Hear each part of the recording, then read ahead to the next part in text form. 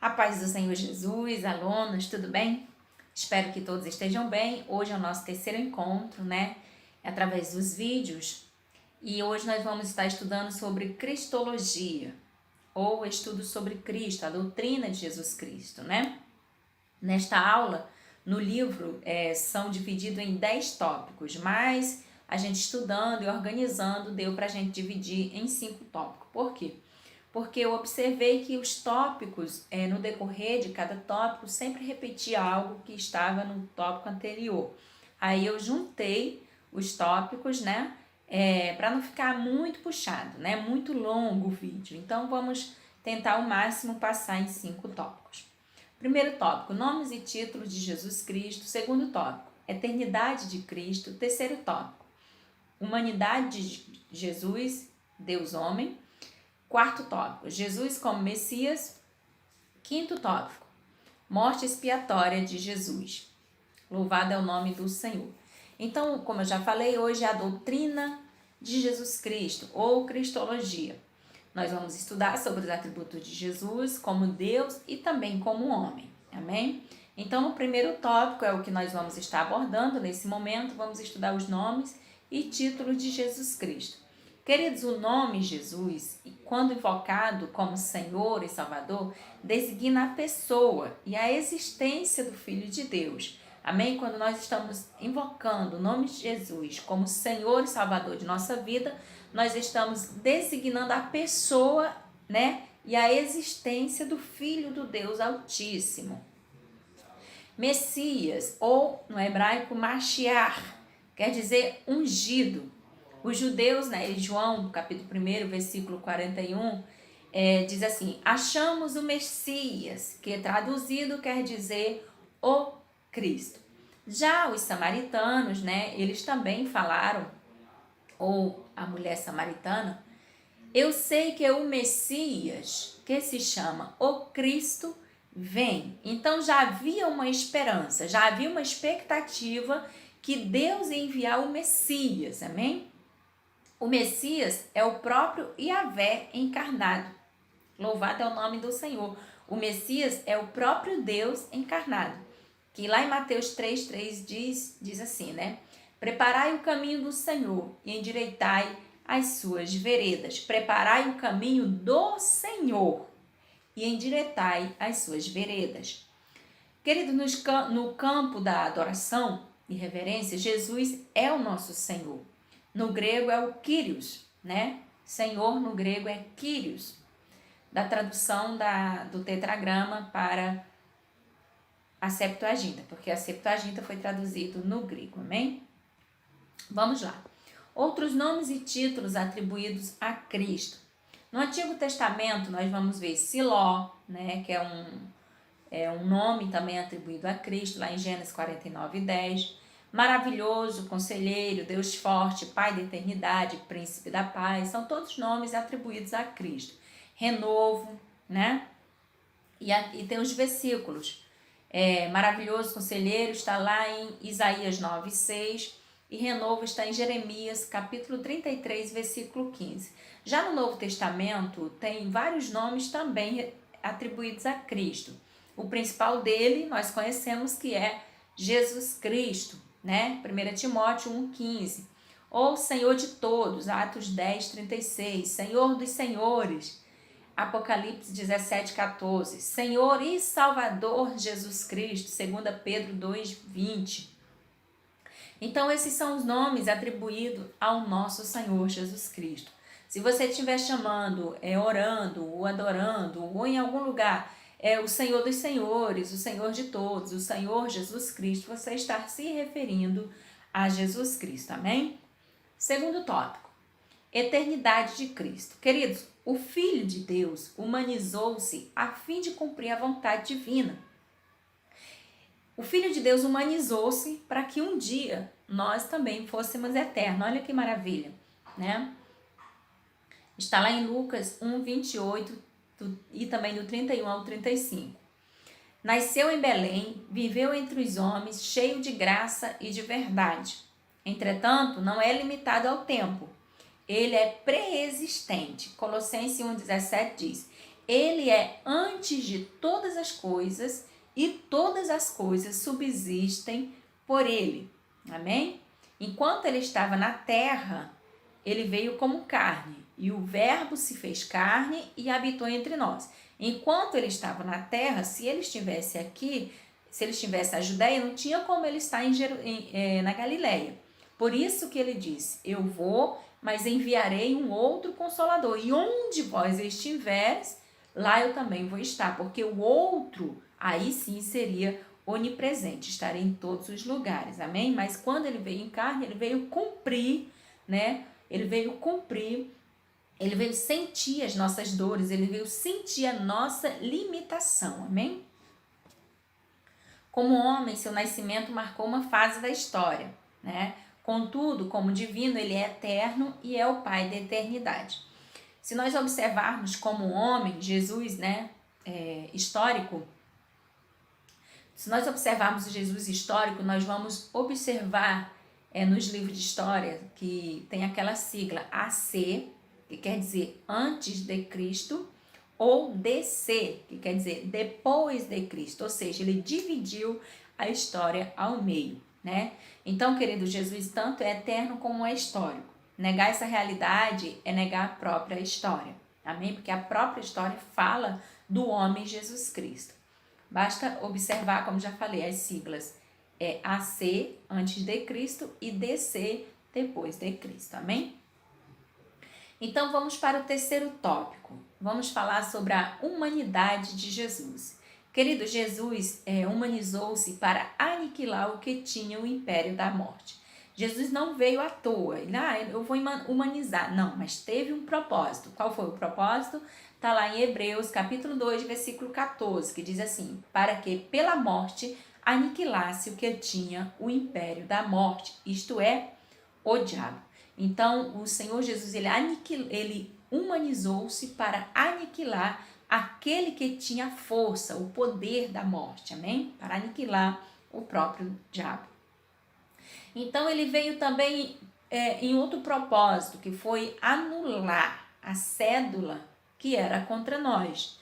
Colossenses capítulo 2, versículo 14 diz, havendo Cristo riscado a cédula que era contra nós, nas suas ordenanças, a qual de alguma maneira nos era contrária, e atirou do meio de nós, cravando-a na cruz.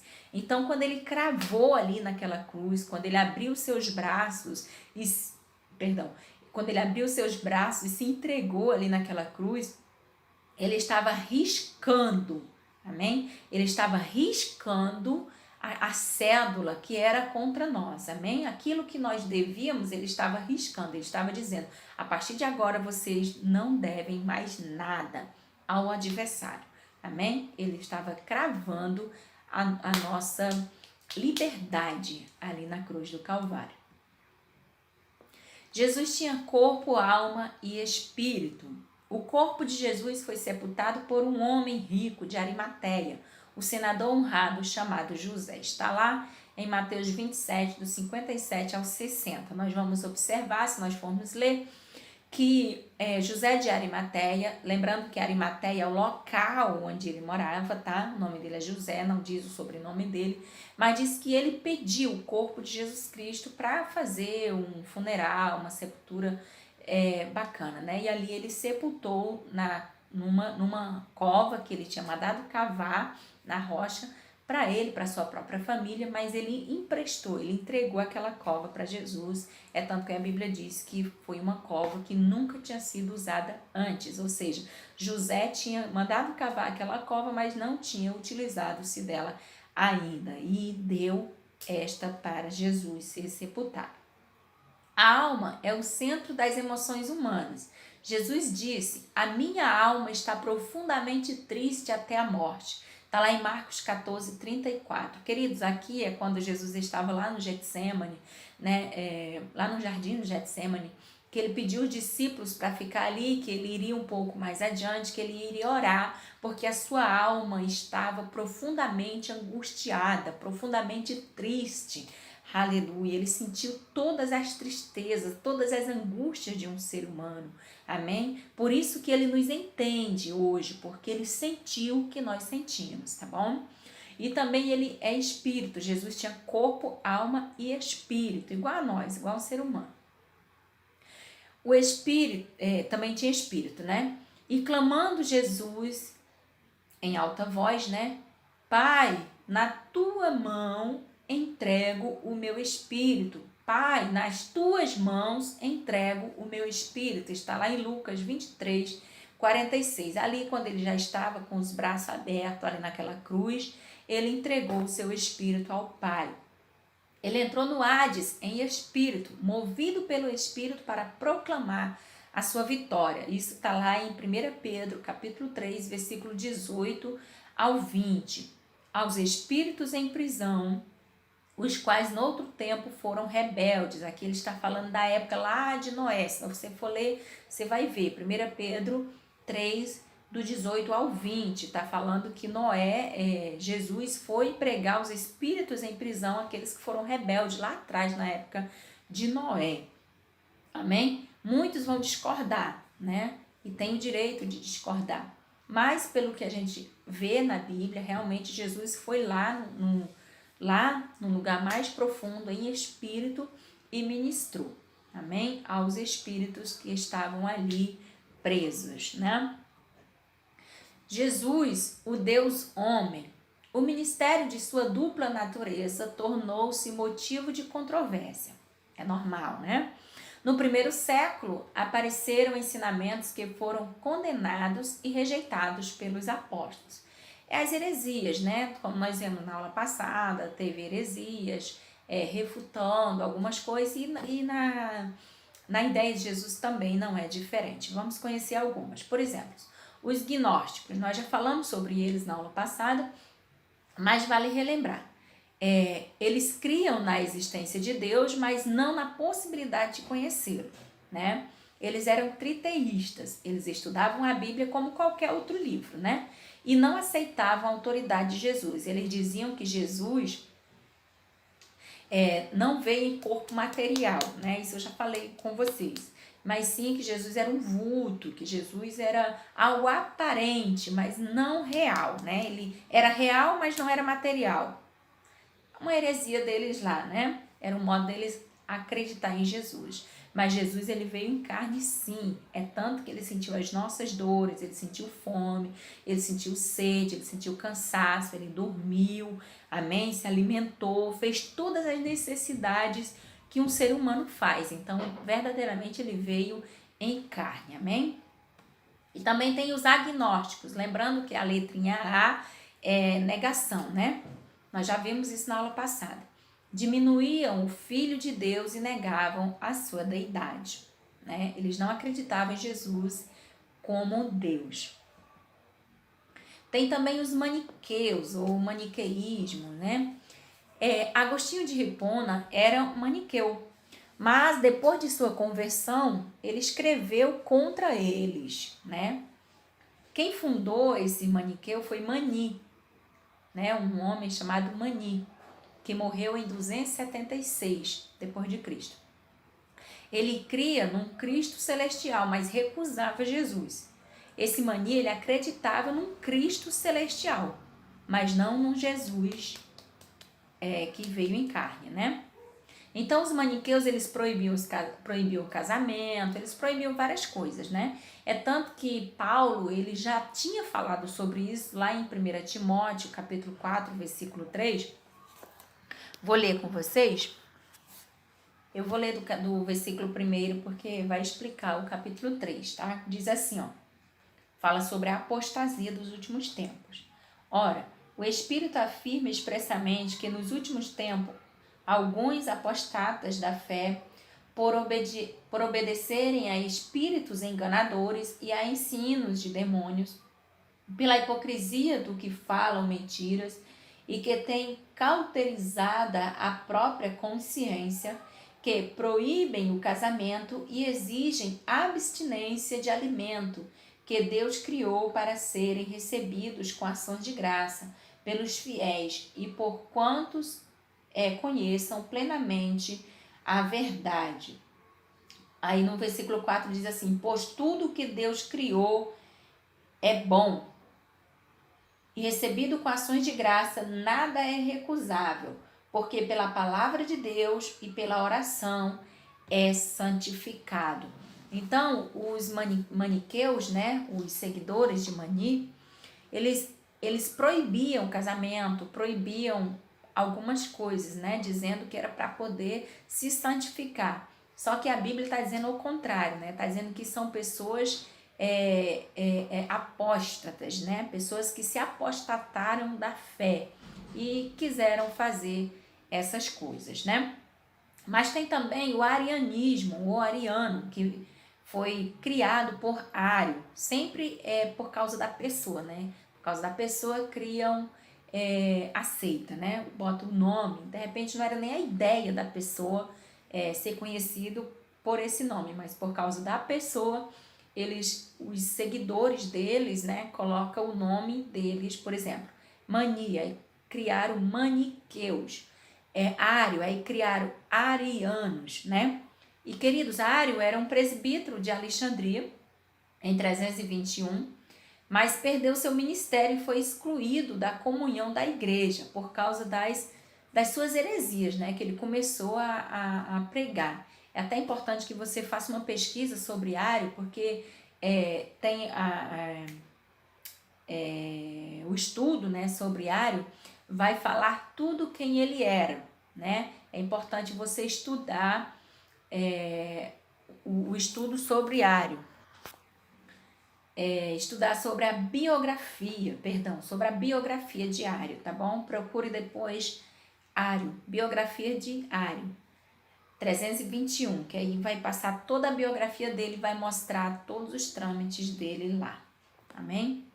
Tem também nestorianos. Os nestorianos veio também de Nestor, foi de um homem chamado Nestor, que ensinava a existência de duas pessoas no mesmo Cristo, olha só.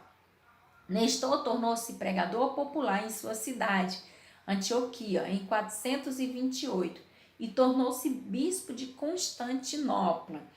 Tá bom? Então depois vocês também façam uma pesquisa sobre Nestor e você vai aprender bastante sobre ele. Não dá para falar muito aqui sobre a história deles porque o tempo é curto. Tem também os eutiquistas, que veio de Eutico. Não confunda, não é o Eutico que caiu da janela não, amém? Mas é um Eutico que viveu em 378 a 454, amém? Ele era líder de um mosteiro de Constantinopla. Para ele, a natureza humana de Cristo foi absorvida pela divina. Olha só a ideia das pessoas. Resultando em uma terceira natureza. Enfim, né? Há dificuldades para entender a combinação da deidade e humanidade de Jesus. Evidentemente, este assunto é mais ligado à fé do que à explicação. Então, o autor desse livro, desse estudo, está dizendo: há uma dificuldade para entender a combinação divina e humana de Jesus. Evidentemente que nós entendemos mais pela fé, amém? Do que pela razão. Então, nós precisamos entender pela fé. Tem coisa que não adianta a gente tentar entender tanto assim. O importante é a gente crer que Jesus se fez carne e habitou entre nós. No princípio ele era o verbo, e o verbo estava com Deus, e o verbo era Deus, amém? Tudo que foi feito se fez por ele, e sem ele nada do que se fez se teria sido feito se ele não estivesse ali, amém? A encarnação de Cristo, nós já falamos, né? O verbo se fez carne, está lá em João 1,14. Eis que uma virgem conceberá e dará à luz um filho, e será o seu nome Emanuel, que quer dizer Deus conosco. Então, ele está presente ainda hoje. Existe também a ideia da virgindade perpétua a virgindade perpétua de Maria, né? Erroneamente, muitos negam os irmãos de Jesus. Só que o Novo Testamento afirma que Jesus tinha irmãos, sim. Se nós formos ler lá em Marcos 12, 46 e 47, Mateus 12, 46 e 47, Marcos 3, 31, 32 e também Marcos 6, 3. Está falando dos irmãos de Jesus, pelo menos em 4 sempre fala, e depois diz, e suas irmãs.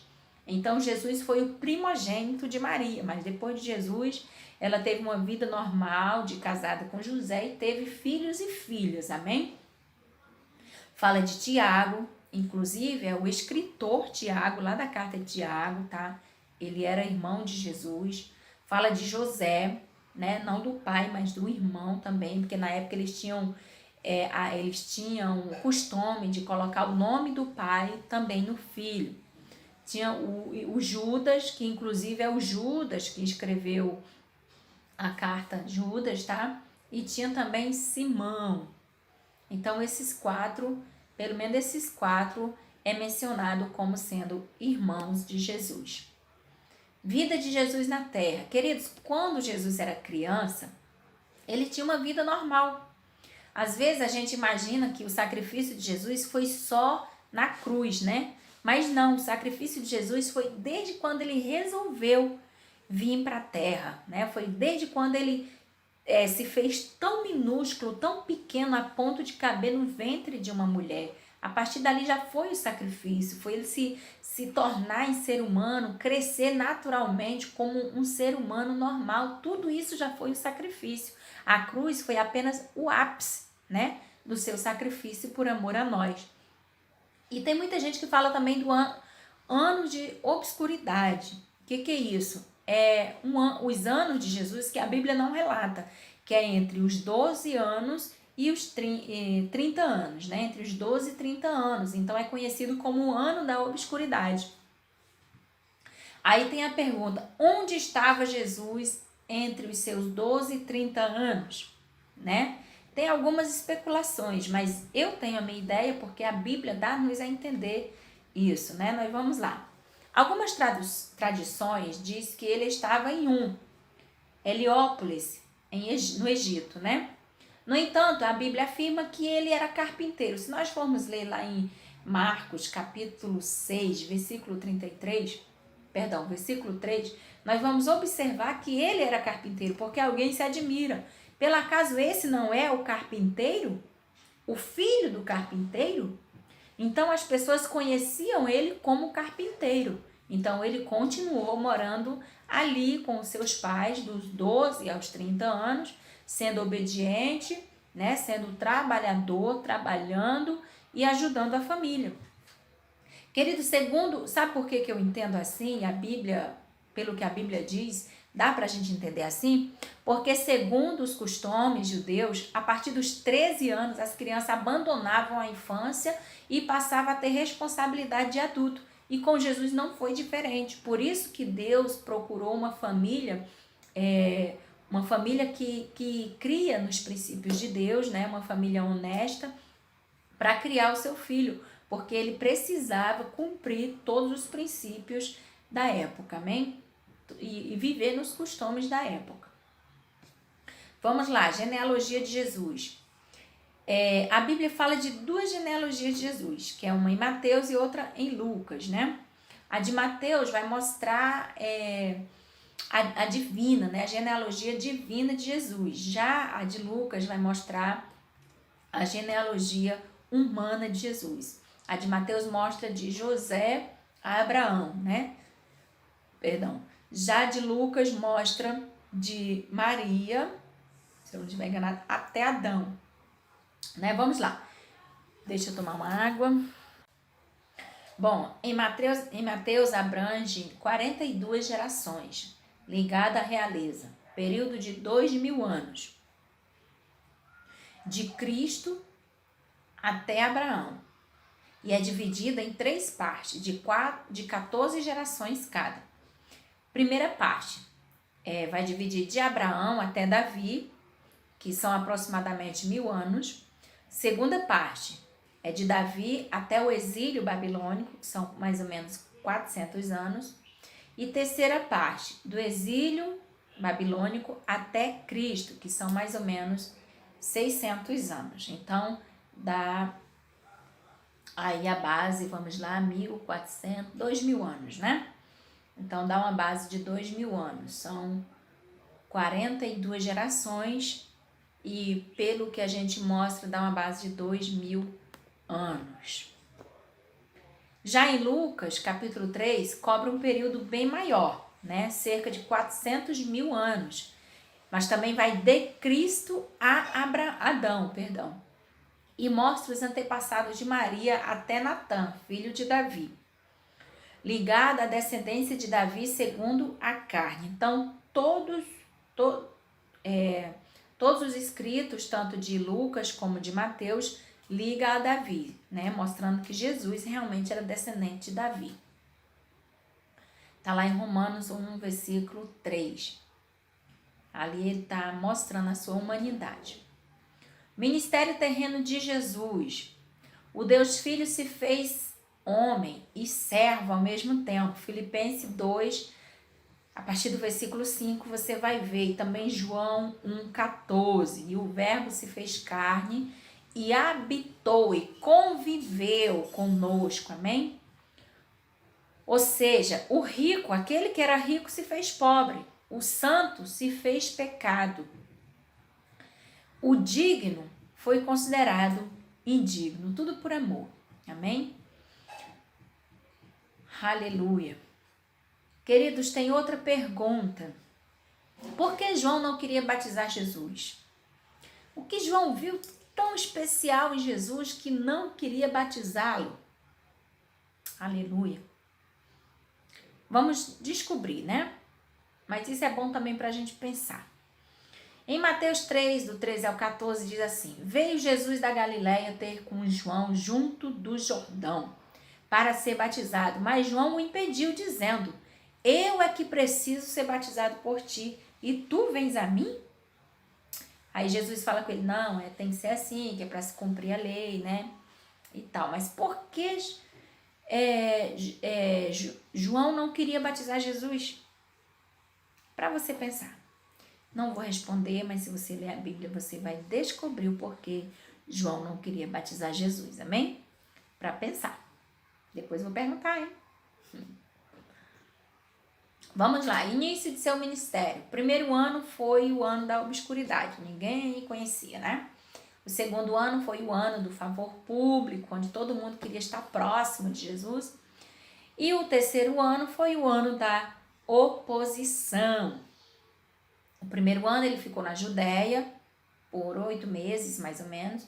No segundo ano, ele dedicou 2 anos de seu ministério na Galiléia, ali onde ele fazia milagres, dava ensinamentos, né?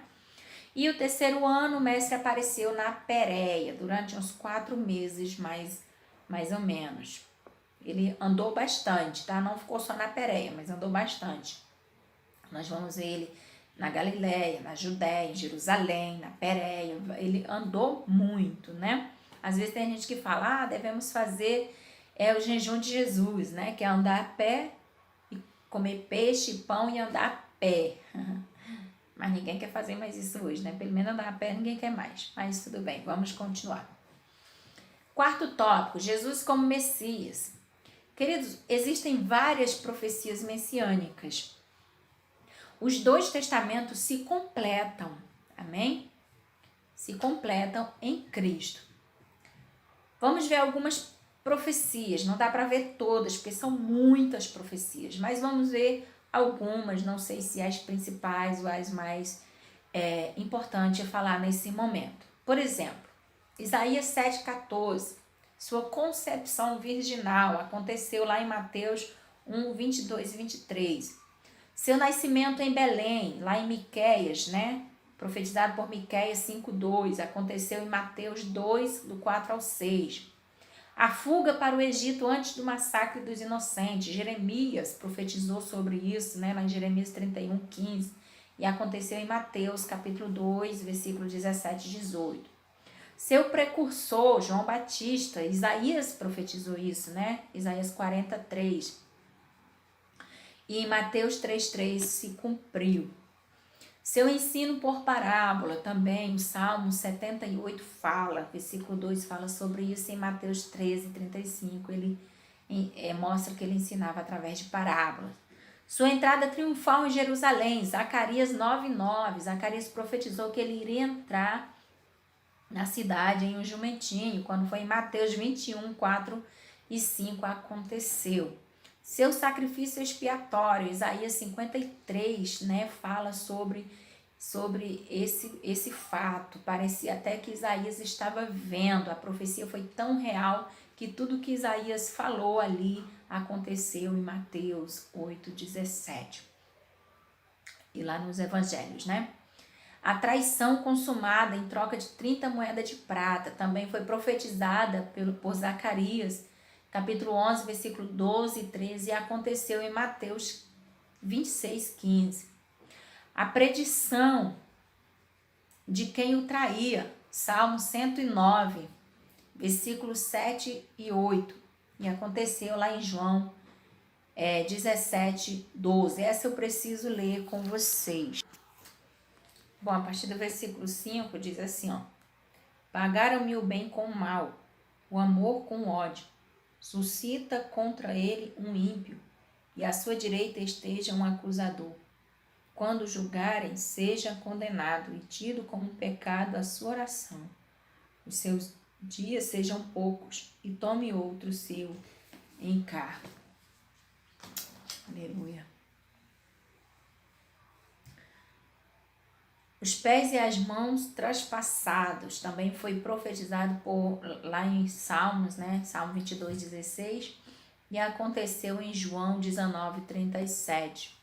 Seus vestidos repartidos, nós estamos falando aqui de algumas profecias que foram profetizadas no Antigo Testamento e cumpriu-se no Novo Testamento. Seus vestidos repartidos, Salmos 22:18, aconteceu em João 19:24. Sua acessão, Salmo 68:18, aconteceu lá em Efésios 4:8. Sua entrada triunfal no céu, Salmo 24:7, aconteceu lá em Atos 1:11. E em João 21:25 está dizendo assim, ó: e ainda há muitas outras coisas que Jesus fez. Creio que nem ainda no mundo inteiro caberia os livros que se escrevesse. Então, João está dizendo, olha, tem muitas outras coisas que foi feita por Jesus, mas acredito que ainda que escrevesse livro, né, no mundo inteiro, não caberia o tanto de coisa que Jesus fez durante esses 3 anos que ele ficou no seu ministério aqui na terra. Ministério messiânico de Cristo, somos sacerdote, rei, profeta, né?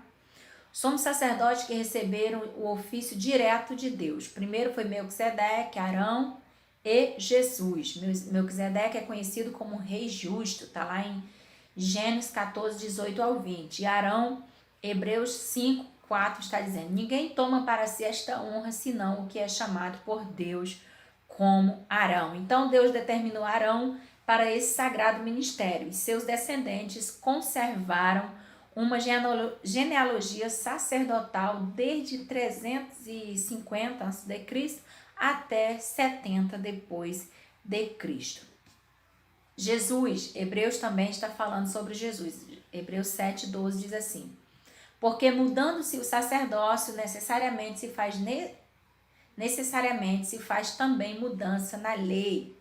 Então Jesus, ele não veio de uma tribo sacerdotal, e sim da tribo de Judá, mas ele foi chamado direto por Deus, não foi nomeado por homem, amém? Todos que foram descendentes de Arão foram nomeados por homens, menos Arão, né? Porque Arão quem nomeou foi o próprio Deus, mas todos os que vieram após Arão até chegar em Jesus foram nomeados por homem, porque foi descendentes de Arão que tomaram o cargo de sacerdote. Cristo como Rei dos Reis, Mateus 2:2 diz, onde está aquele que é nascido Rei dos Judeus? Nós conhecemos, né, na história que o rei, ele não nasce rei, ele nasce príncipe, né? O filho do rei nasce príncipe, mas Jesus já nasceu o Rei dos Judeus e o Rei dos Reis, amém? Cristo como profeta, a promessa que Deus levantaria um profeta semelhante a Moisés, está lá em Deuteronômio 18:18. Então já tinha uma promessa antiga, né? que Cristo vinha também como profeta. Então nós vamos conhecer as obras poderosas de Jesus, as palavras, né? Que eram palavras poderosas de profetas, né? De profeta. Queridos, profeta é aquele, no grego significa aquele que fala por alguém. Então, quando você está falando em nome de Jesus ou por Jesus, quando você está ministrando, você está sendo boca de Deus, ou seja, você está sendo profeta de Deus, porque você está falando em nome de alguém. Amém? Fala por alguém, falando por Deus. Quinto tópico, tentei resumir o máximo, eu acredito que vai ficar bom. Na nossa live, né, que a gente vai ter uma aula ainda sobre a live, aí a gente tira as dúvidas, tá bom? Morte expiatória de Jesus. Nós vamos conhecer aqui as 7 palavras da cruz, amém? Nós vamos observar que as 3 primeiras demonstram preocupação pelos outros, né? As 3 primeiras palavras da cruz está demonstrando preocupação pelos outros. Tanto que a primeira ele diz assim: Pai, perdoa-lhes, porque não sabem o que fazem. Está lá em Lucas 23:34. A segunda ele diz: em verdade te digo que hoje mesmo estará comigo no paraíso. Jesus falando para aquele que estava do seu lado pedindo misericórdia. A primeira estava falando para a multidão, né? Estava dizendo: Pai, perdoa esta multidão, né? Porque ela não sabe o que faz. E a segunda estava falando para aquele que estava do seu lado. Lucas 23:43. E a terceira, ele estava falando para a mulher e com o jovem, né? Mulher, eis aí o teu filho, eis aí a tua mãe. Então, ele estava deixando alguém responsável ali pela sua mãe. Ele não deixou ela abandonada, mas ele colocou alguém ali para cuidar, né? Cuidar dela. Está lá em João 19:27. E as 3 outras relacionam-se ao seu sacrifício. Vamos ver. As 3 outras, né, está relacionada ao seu sacrifício. A quarta, ele diz assim, ó: Eli, Eli, lema sabachthani, que quer dizer: Deus meu, por que me desamparaste? A quinta, ele diz: tenho sede. A quarta está lá em Mateus 27:46. A quinta está em João 19:28. E a sexta diz assim: está consumado. Aleluia. Ele estava dizendo: tudo o que eu vim fazer já foi feito. Está consumado. João 19:30. E a sétima e última, ele está mostrando ali voluntariedade. Que ele olha e diz assim, Lucas 23:46, a sétima palavra da cruz: Pai, nas tuas mãos entrego o meu espírito. Ele estava dizendo: ninguém atira, eu entrego. Amém? Então, ele não foi forçado a fazer isso, ele fez tudo por amor. Fatos sobre a crucificação de Jesus. Isso aqui também é muito importante. Primeiro, o pai teve que abandoná-lo. Por que o pai abandonou? Coisa para a gente pensar. Na live a gente vai falar mais um pouco sobre isso. Segundo, ele mesmo entregou a sua vida. Por que ele entregou a sua vida? Terceiro, sua morte foi vicária. Por que vicária? Quarto, sua morte foi cruel. Vamos lá. Primeiro, alguns fatos sobre a crucificação de Jesus. Primeiro fato, o pai teve que abandonar. Aponta ao momento fatal, né, em que o agrilhão do pecado, a morte, atingiu o seu filho. Então, há quem diga, alguns historiadores dizem, que quando o pai olhou, ele não viu mais o seu filho, e sim só pecado. Todos os nossos pecados estavam sobre ele. E ali o pai virou as costas. Ou tapou os olhos, né? Então Jesus sentiu naquele momento a distância, a separação de Deus. Por isso que ele gritou: Eli, Eli, lema sabachthani. Ele estava sentindo naquele momento a distância de Deus, né? Ele mesmo, segundo fato da crucificação de Jesus, ele mesmo entregou a sua vida. Nosso eterno Salvador não foi forçado, amém? Não foi forçado a ir ao Calvário, mas ele foi atraído por amor a nós, ou por amor à humanidade. Louvado seja o nome do Senhor Jesus. Terceiro fato sobre a crucificação de Jesus. Sua morte foi vicária. Aleluia. O perdão era assegurado, isso no Antigo Testamento, o perdão era assegurado pela morte de 2 cordeiros. Amém? O primeiro cordeiro era colocado a mão sobre a cabeça dele, confessado os pecados e solto, né? Solto, levado para o deserto. Era tipo, aqueles pecados estavam sendo perdoados. E o segundo cordeiro era assado, que era para mostrar que como ia ser Jesus, né? Que Jesus ia ser alimento diário. E é isso que ele é para nós. Ele é o nosso alimento diário. Só em você estar assistindo esse vídeo, você já está se alimentando através de Jesus Cristo, amém? Jesus, ele é o nosso pão nosso de cada dia. Está lá no Pai Nosso, né? Pão nosso de cada dia, nos dá hoje. A cada dia é necessário a gente pedir o pão nosso, a palavra, o entendimento da palavra, que nós venhamos nos saciar desta palavra maravilhosa. Quarto fato da crucificação, sua morte foi cruel. Por isso que o manto de trevas o envolveu, cobrindo a maldade dos seres humanos. A morte de Jesus foi tão cruel que um manto de trevas o envolveu. É tanto que a Bíblia diz que naquele momento escureceu, né? A terra escureceu, a terra tremeu, porque a morte de Jesus foi cruel. Então é isso, querida. É apenas um resumo da nossa aula. Eu espero que vocês tenham bastante proveito. Eu espero que vocês estudem bastante. Eu espero que vocês, qualquer dúvida, que vocês perguntem. Não fiquem com as dúvidas guardadas, amém? Mas perguntem. Estamos aqui para isso. Como eu já falei na outra aula, não estamos presentes, né?